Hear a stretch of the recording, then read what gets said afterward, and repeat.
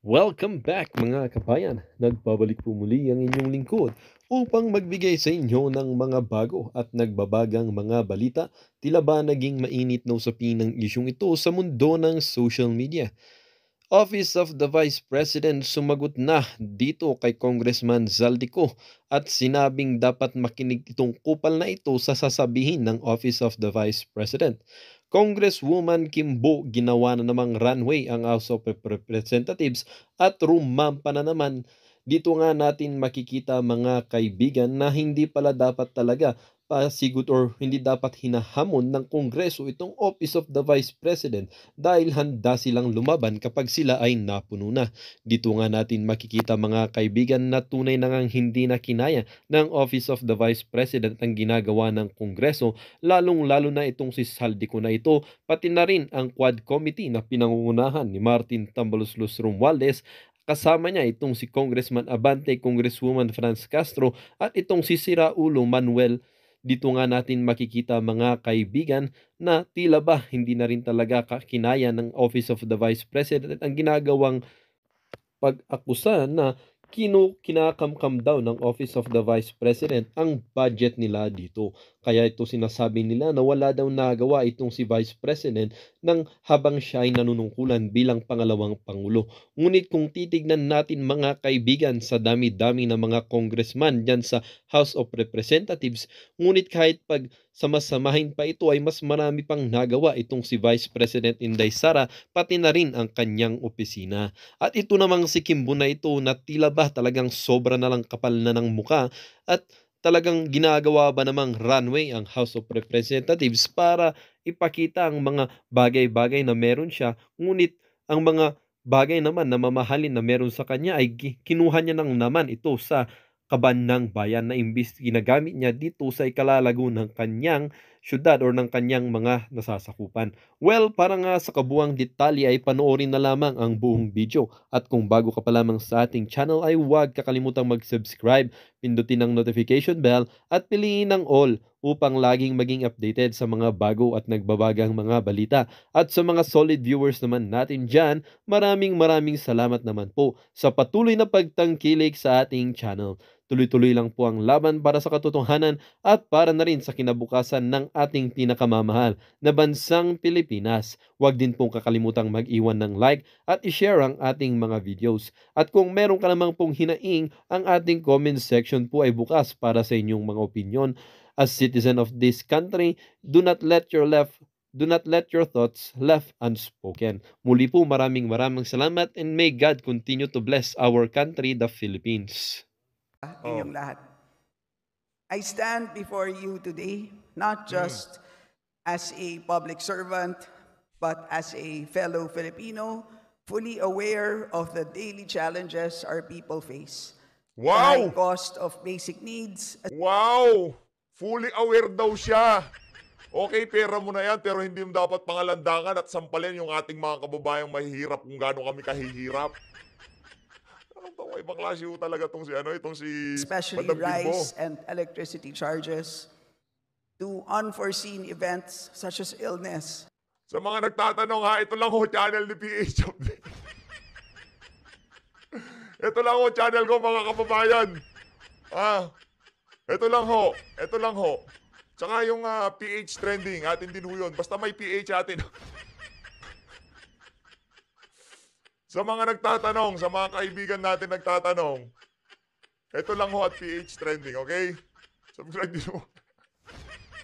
Tuloy. Ano ba yan? Death and job loss that can easily push a family to worsening degrees of poverty or for a family to become poor even when not poor. Sa amin po sa Marikina, ang simpleng ulan ay maaaring magdulot ng matinding baha. Kaya't para sa amin at sa nakararami ang palaisipan, kailan kaya tuluyan nang mawawala ang baha sa buhay namin. Ano madam, bago mo unahin yung mga kakikayan mo, punta ka sa Malacanang, kausapin mo si Marcos Jr. Yung mga flood control sa Marikina, yun ang pag-usapan nyo. At tigilan mo muna yung pagpapakigay mo. Bago mo iuna yung mga kapritsyo mo sa buhay, iuna mo muna yung mga pinaglilingkuran mo. Nakakahiya ho kayo, madam. Grabe, no? Ano ho to, kumbaga damage control tong ano niya na to, itong speech niya na to. Damage control It to eh. rains, fear grips us. Mm. When will a solution to these recurring challenges finally come? We have concluded the budget hearing.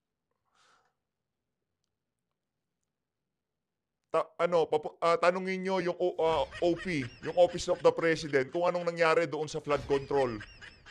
Scrutinize nyo yung budget nila. Huwag kang magtanong dyan sa plenaryo, walang kwenta dyan, walang sasagot sa'yo dyan. Doon sa komite ni Saldico, pinapunta nyo yung Office of the President, tanungin nyo sila, kumusta ho yung 5,500 flood control? Pero kung dyan ka sa plenaryo magpaparinig, walang makakarinig sa'yo dyan. Mga bingi mga kasama mo dyan. Each agency, and what stands clear is the vital role of accountability and transparency. The funds entrusted by Congress are not just figures in a ledger. They are meant to uplift lives and create real, lasting improvements for every Filipino. Kaya't malaga na busisihin ang bawat piso sa budget. Malamang ito ang point of view ng ating mga kababayan habang sinusuri natin ang pambansang budget. This morning, we will discuss and debate the general. Ang hirap, no? Di ba, madam? Dahil weekend, ikaw ang pinag-uusapan namin. No? Sa tingin ko mga kababayan, pilit na lang ho ito. Kumbaga pinilit na lang ho niya talagang magsalita. Kasi assistant chair ho siya dyan sa Committee on APRO. Pero yung tinanggap ho niyang pagbabati ko sa ating mga kababayan, pati yung mga mismong constituent niya, nabuwisit ho dyan sa ali na yan. Kaya nagpatay na ho siya ng kanyang comment section. Principles on which Yikes! the 2025 Ba yan? General Appropriations Bill was crafted. The macroeconomic assumptions and the targets that we hope to achieve. Adopted by Congress in 2022, our medium-term fiscal framework, which articulates our multi-year economic targets, is built on robust macroeconomic principles, carefully calibrated to address both domestic and global challenges. We are navigating towards sustained and inclusive growth while ensuring fiscal consolidation remains a priority. Yes, our economy is growing today. Our GDP expanded by 6.3% in the first half of the year, putting us on track to meet our growth target of 6 to 7%. This reflects sound fiscal management and responsible governance. The numbers show that we are on the right path. Through our collective efforts, we have brought inflation down to 3.3% as of August 2024. However, the work is far from over. Year to date, the inflation rate stands at 3.6%, which is 32% lower than the 5.3% year-to-date inflation rate from last year. On employment, the numbers tell a hopeful story. The unemployment rate has dropped to 4.7% in July. O yung unemployment rate daw, bumaba. Palakpakan ho natin itong mga walang yan to. Yan ang hirap po sa kanila dyan eh. Nagbobolahan ho sila sa tunay na estado ng ating bansa ngayong mga panahon na to. Kaya hindi ho tayo umaasa ng progreso dito sa administrasyon na to. Malamang sa susunod na administrasyon, doon ho talaga magkakaroon ng tunay na pagbabago. Pero dito wala ho. Mantakan nyo pati yung unemployment rate, yung inflation, kinakain ho nila puro kasinungalingan dyan sa House of Representatives. Bakit di nyo tanggapin ang katotohanan na marami sa ating mga kababayan ngayong mga panahon na to naghihirap? Yun ho yun. Pero sasabihin nyo sa amin, inflation rate bumaba kumpara dun sa kaparehas na panahon doon sa nakaraang taon. Imposible ho yun. Paano bumaba inflation rate? Dami nagugutom na Pilipino. Nibigas nga, kaya bigay kayo ng ayuda kasi ultimo bigas, hirap na hirap ang sambahin ng Pilipino. Pagdating naman doon sa trabaho, ano ho ba? Mga dayuhang mamumunan nagsisialisan sa ating bansa. Paano nyo sasabihin, hopeful story, yung ano na yan, usapin kaugnay sa trabaho. Wala akong trabaho. Sino ba naman ang nasa matinong kaisipan ng papasok sa Pilipinas at mag-invest ng napakalaking pera, gayong itong bansa na 'to, hindi ho natin alam kung anong mangyayari diyan sa West Philippine Sea. Hindi ho natin malaman kung gegera ba 'yang si Marcos Jr. Ngayon tapos pahupa na ho ang issue nitong si Pastor Apollo Kibuloy, etong si Alice Go, si Tariela nagpaparamdam na. Mga maiinit na kaganapan ho mga kababayan sa PH Update ang mga pag-uusapan natin. Mamaya papasadahan ho natin yung pagpaparamdam niya si J. Tariela. Nagpaparamdam na naman ho itong si Alang. Ito, Madam Chair, tama na ha. Napakita ko na yung mga hanas mo dyan sa House of Representatives. Gusto niyo bang marinig yung mga banat nitong si Saldico? Wala naman nung kwenta, nagbabasa din naman ho yun no? Wag na ho natin panoorin, rekta na ho tayo dito kay Ang sabi po ng ilang mga miyembro ng Kamara. Rekta na ho tayo dito sa interview nitong si Yusek Poa, dyan kay Sir Ted Pailon. Ito ho mga kababayan, pakinggan ho natin ang naging talakayan nila. Palagay ko tingin ko lang ho mga kababayan, marami hong nag-alok ng interview dito sa OVP kasi yan hong tagapagsalita ng Office of the Vice President, no? Itong si Michael Poa. Marami hong nag-alok ng interview sa tingin ho natin kay Sir Ted Pailon lang talaga sila nagbigay ng panayam ng interview. Dahil kilala naman, magbibigay ka ba, magpapa-interview ka pa kay anong tawag dito kay Noli De Castro. Naku po, walang alam 'yun. Saka hindi hindi rational mag-isip yung tao na 'yun. Hindi basta kahit abogado ka, yung sa tingin niyang tama, wala akong konstitusyon doon sa mama na 'yun. Kaya nga pinaka-inutil na naging vice presidente. Di ka naman itatag ng gano'n kung magaling ka, di ba? Kaya sa tingin natin kay Sir Ted Pailon, kasi kita naman ho natin pagka i-interview yung si Sir Ted at nagbibigay siya ng komentaryo o pag-aanalisa sa mga nangyayari sa ating bansa, talaga hong tinitimbang niya bilang isang ordinaryong mamamayan yung nangyayari sa ating bansa. Hindi isang politiko na pinapanigan to, dilawan siya o kung ano pa man. Yung point of view ng ordinaryong Pilipino, yun ang tinatayuan lagi nitong si Sir Ted Pailon. Ito, panoorin natin. Ang sabi po ng ilang mga miyembro ng Kamara na may chance pa po ang Vice Presidente to appear sa budget hearing po on plenary ng tanggapan niya ngayong pong linggong ito para po kahit papaano ay magkaroon din po naman ng pagkakataon ang inyo pong sponsor doon, si Congressman Adjong, na maipresenta ng maayos po ang budget at yung pong mga hinihingi ng Vice Presidente ay maibigay kung sakasakali. Meron na ho bang balita kung pupunta ba si VP Sara dito sa plenary session sa kanyang budget? Ako po manin po, Manong Ted, pero sa ngayon wala pa po tayong mabibigay na confirmation kung anong mangyari sa plenary. Nung huli ko pong tinanong sa opisina, hindi pa rin naman po nakatanggap ng formal invite, although I think meron ang naging payag na September 23 ito magaganap. Tabayaran na lang po natin. Sa ngayon po kasi hindi talaga ako makapagbigay ng confirmation pa. Okay.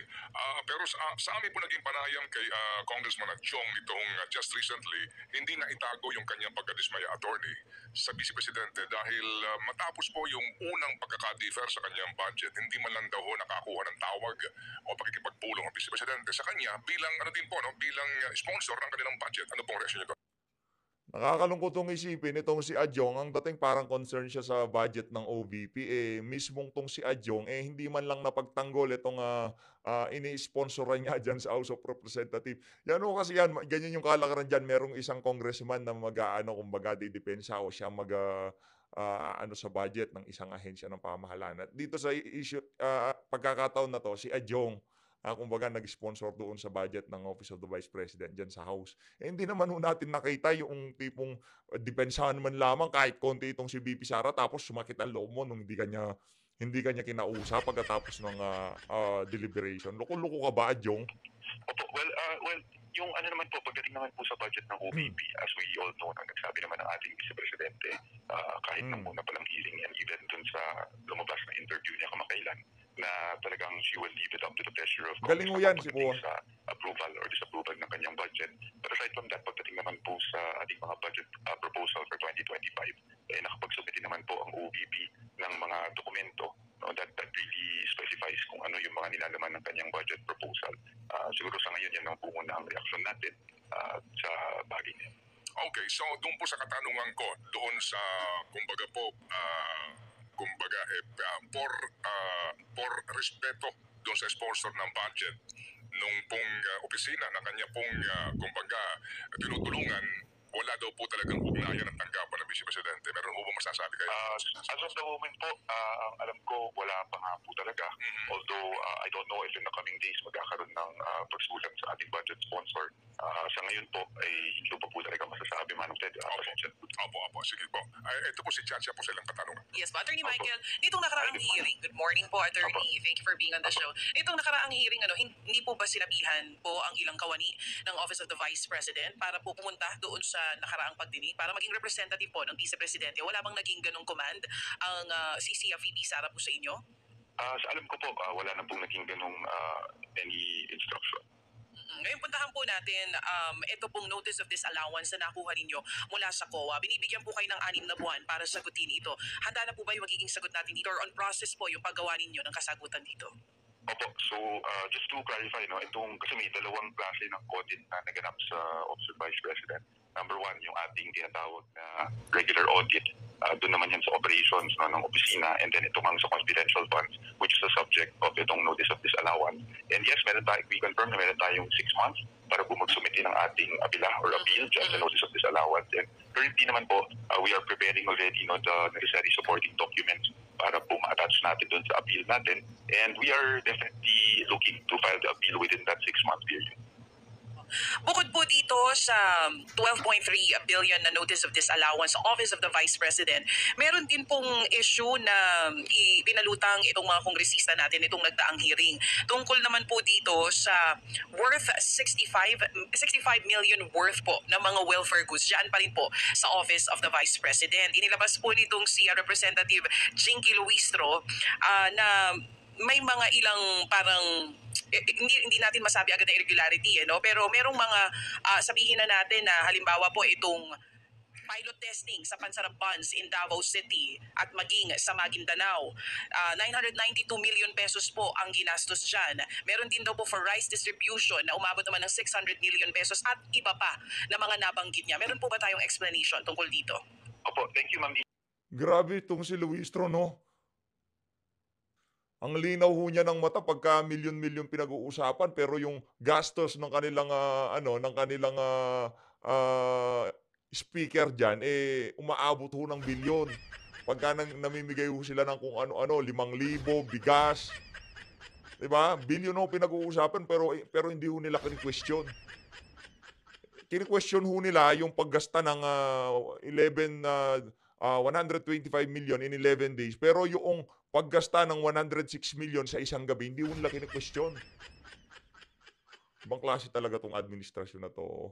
Okay, unahin ko lang po, yung 12.3 billion na nabanggit nyo, I don't think sa OVP po yan. Yes, sir. Baka po yan yung lumabas na balita tungkol sa DepEd. Siguro po I'll take this opportunity maybe to clarify that also, since galing po akong DepEd, although of course I cannot speak for DepEd now. No? But just on the 12.3 billion notice of disallowance, siguro maganda rin pong i-clarify sa ating mga kababayan na hindi po yan attributable to the Vice President per se, in totality. Why? Kasi yung 12.3 billion, nung tingnan po namin yan, it's really an accumulation of yung mga natinggang notices of disallowance that are not final, meaning they're still on appeal by the Department of Education. Mula pa, perhaps I think as far back as 2010. So kumbaga, yan lang po yung naging aggregate number or figure ng mga notices of disallowance. Pagdating naman po doon sa termino ng ating Vice President, yung karamihan po ng ating disallowances ay really at the regional level. Kasi po, may iba po ang auditors ng central office sa DepEd. Iba rin po ang auditors sa ating mga regional offices, division offices. Pagdating po sa central office, in fact, noong 2023, wala po tayong natanggap na any notice of disallowance, charge, or suspension. So, ang karamihan po niyan, if not in the regions, it's really an accumulation lang ng mga pending. So, siguro magandang ma-emphasize na pending, hindi sa ayaw bayaran or hindi sa ayaw i-address yung notice of disallowance. In fact, naka-appeal po yung mga notices of disallowance ng DepEd. Pagdating naman po doon sa OVP, I think one of the things mentioned was yung nearing expiry na mga items or food items. Para po ma-explain lang natin mabilisan, meron kasing disaster relief operations ang OVP. So dito po sa disaster relief operations, kailangan po talaga mag-stop ng ilang items, no, just in case magkaroon ng calamity. However, syempre, hindi natin talaga matansya kung kailan magkakaroon ng kalamidad. So yung mga na-stock na yun yung napansin ng COA na maaring malapit na sa expiry. But we just wanted to clarify na wala naman po tayong inabutan ng expiration or na-distribute na expired na. Lahat po yan ay na-distribute natin within the period nice. prior to those items being expired. But also, we acknowledge that there must be some strategies employed to make sure na hindi umabot na may expire siya. So right now, the OVP naman po has employed strategies para po talagang masigurado na kahit kailangan nating mag-stock, kung hindi man magkaroon ng kalamidad, magagamit pa rin natin sa ibang paraan yung mga food items na yan. And then I think there was mention of hindi po na-submit yung isang report, no, doon sa submission sa COA. Yun naman po yung tatawag na post-activity report. Yung post-activity report actually na-submit siya pero na-attach lang siya sa liquidation report ng cash advance. So hindi doon sa ina-expect ng COA na dokumento. That is why hindi na po, nung tinlarify yan sa COA, hindi na po nag-request ang COA ng resubmission dahil na-submit naman po. So those are the things lang naman po, no, na na-address na po ng OVP at the COA level. COA level. Ito po mga in-explain nyo sa amin ngayon. Attorney Michael Powa, meron pa po bang kumbaga gagawa pa ba ng iba pang kaparaanan ang Vice Presidente para ma-explain po one by one ito po mga ibinabatong issue sa kanya? Kasi just last week naglabas po siya rin ng interview pero hindi namin narinig yung mga kasagutan dito sa mga binabanggit na notice of disallowance nga po ng COA. Opo. Ma'am DJ, as to kung maglalabas ang explanation one by one ang ating Vice Presidente mismo, hindi ko pa po talaga masasabi sa ngayon. Pero pagdating naman po sa COA, I think we have to also inform para po malaman din ang ating mga kababayan na actually pagdating po sa regular audit ng COA, no, yung yearly na ginagawa ng COA sa operations ng OVP, ay wala naman pong naging notices of disallowance, suspension, or anything similar to that. In fact, for the 2 years that the Vice President has occupied the office, unmodified or unqualified yung opinion ng COA. No? Ibig sabihin po niyan ay fairly presented po ang kanilang and reliable ang kanilang financial statements. So wala pong maaring masabi na maling paggastos doon sa naganap, ayon doon sa naganap na regular audit po ng COA. Yun, malinis ho. Diba, nakailang video ho tayo doon. Marami sa ating mga kababayan na kinatuwa ho na walang nakitang problema ang COA dyan sa paggasta nitong si Vice President Sara Duterte. Galing ho yan si Michael po. Pero ano naman po ang explanation dito, Attorney Michael? Dito po, dito po sa sinasabi na DepEd Central Office had the highest amount of disallowance at 1.2 billion pesos. None of this amount was settled by year-end. Ano po ang explanation dyan? That pertains to disallowances po na hindi po sa termino ng ating Vice Presidente. Yan, para malinaw ko. Grabe ho yun mga kababayan, pati hindi termino ni VP Sara, wala pa sa term ni VP Sara, pati sa kanya binato. Opo, salamat po. Yan po yung sinasabi natin na that was way before 2022, yung mga ganyang disallowances. And the reason why hindi pa po siya settled is because it's still undergoing po yung process within COA kung saan ay meron pa pong appeal process. Kasi po, pag nagkaroon po ng disallowance, normally po, from the auditor level, aakyat pa po yan yung apila sa director level. And then aakyat pa po sa commission proper. No? And all that is within the 6-month period nga po na nabanggit natin. Kasi usual po, na after disallowance, whether confidential funds or regular audit, meron pong 6 months yung ahensya na mag-file po ng kanilang appeal. Sir Attorney Michael, for the end time, kasi ang dami nito Kumbaga, sasakit ang batok mo dito pag isa-isa natin itong mga reported na mga sinasabing disallowances, suspensions, and charges na audit report, bagamat di pa ito final for DepEd, separately yung Office of the Vice President. Yun nga pong pagkakataon nga sana na masagot ang lahat ng ito in an open public hearing. Again, wala na ba talagang chance na humarap si Vice dito para humapakinggan ng taong bayan mismo yung kanyang version? Well, sa akin po, hindi ko pa talaga masasabi, Sir Ted, no? Hindi ko mako-confirm or ma-deny kung magkakaroon man ng chance na ganyan. Unang-una sa lahat, ang COA findings naman po ay sa COA po talaga natin ina-address. No? That's why meron pong proseso ang COA, Correct. DepEd man yan, mapa-OBP, or kahit naman pong ahensya ng gobyerno, may proseso within COA para po ma-address yung mga ganyang findings. Siguro, klaruhin ko lang po talaga, yung sa DepEd po, although again, it's very, very difficult for me to speak on DepEd now kasi hindi po talaga ako parte na ng DepEd. No? Pero siyempre, when lumabas ito sa media, tinignan ko rin po kung ano ba itong mga ito dahil during my term there, hindi ko rin po matandaan na nagkaroon kami ng any suspension, disallowance, no, for that matter. So, when I asked about this, nalaman ko naman po na ito naman po ay talagang accumulated na disallowance from previous years. So, hindi na po siya attributable sa ating Vice President. At kung meron man pong nangyari noong termino ng ating Vice President, it is at the regional level at ito po ay sinasagot din naman ng ating mga regional directors sa kanilang mga COA auditors. Regional level ho, regional level. Nakanantoka. Lahat na lang, kahit di kasalanan ni VP Sara nung umupo siya diyan sa Department of Education, pati yung mga nadatnan niyang problema na ilang taon na nakakalipas, kasalanan pa rin ho niya. Bang level talaga tong administrasyon na to. Pagdating naman po sa OVP, again, ang notice of disallowance lang po ay yun ang nabanggit sa confidential funds which is really not final and currently undergoing appeal and po ina-address natin. At pagdating naman po sa regular operations ng OVP ay wala naman pong ganyang disallowance. And in fact, sabi ko nga po ay unqualified po ang opinion ng COA sa 2 years na na-audit nila. Opo. Wala pong disallowance maliban doon sa confidential fund pero meron din pong mga observations ang COA sa ilang pong gastusin ng OVP kagaya nga po nito pong paglaki ng budget para po sa inyong mga satellite offices. At ito rin po ang pinagdiskitahan, kung tama pong word na ginamit ko, no? Dito ang mga nagdaang pagdinig nga. Kaya po dahil sa kawalan ng paliwanag, yung nga, babawasan daw po ng malaking halaga ang proposed budget ninyo at malamang daw po mga kung kamara tatanungin, 700 milyon na lamang ibibigay po sa inyong budget. Ano po tugon nyo doon? Opo, well, doon naman po sa proposal na i-slash yung ating budget. Well, sa ngayon po, hindi po kami, kung mapapansin nyo, hindi kami nagbibigay kaagad ng comment o reaction ukol dyan dahil number one, medyo malayo pa po tayo pagdating sa GAA mismo. So, syempre tayo po na may dadaan pa nga po sa plenary yan, both houses ng lower house and of course the Senate and then dadaan pa po ng BICAM. So tayo, tabayan lang din talaga natin kung ano po yung lalabas mismo na budget sa GAA.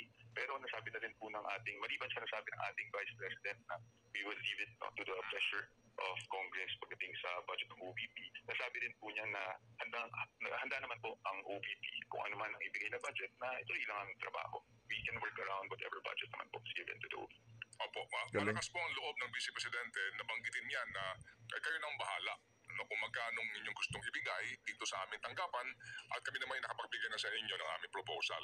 Yan nga po ay napaka kumbaga very practical na pahayag. Pero ito ba ay ang lakas ng loob bang pinaguhugutan dito ni VP Sara para sabihin niya ito ng ilang ulit ay nananalig siya na meron sa kanyang tutulong sa Senado para dito sa kanyang budget?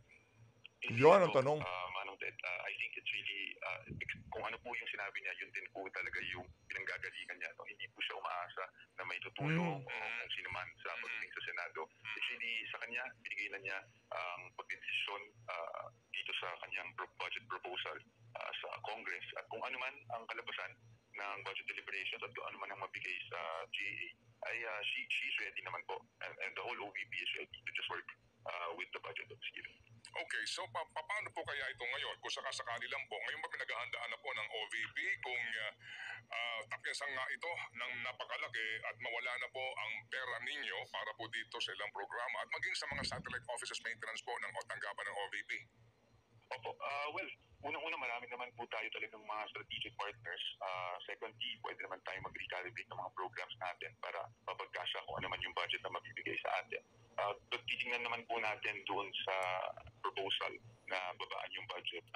Mas magmumukha lang ho talagang napakahusay ni VP Sara. Kung sakali yung ginagawa ho nila na yan, feeling nila masaya, okay, hindi ka susunod sa gusto namin, ganito gagawin namin. Parang ganun yung dating eh. Pero sa gagawin nila na yan kay Vice President Sara Duterte, mas makikita ng sambayan ng Pilipino. Grabe, tinanggalan na ng budget pero ang dami pa ring natutulungan. Paano nagagawa ni Vice President Sara Duterte 'to, 'di ba? Lalo maku-curious yung mga Pilipino kung paano nagagawa ni VP Sara 'to, 'di ba? Kaya okay ho 'yan. Yang ginagawa ni Kimbot nitong si Saldico kay VP Sara, i-approve ho tayo diyan. Hindi naman sa ano, 'di ba? Kasi tayo alam natin na mahuhusay yung mga Duterte, eh.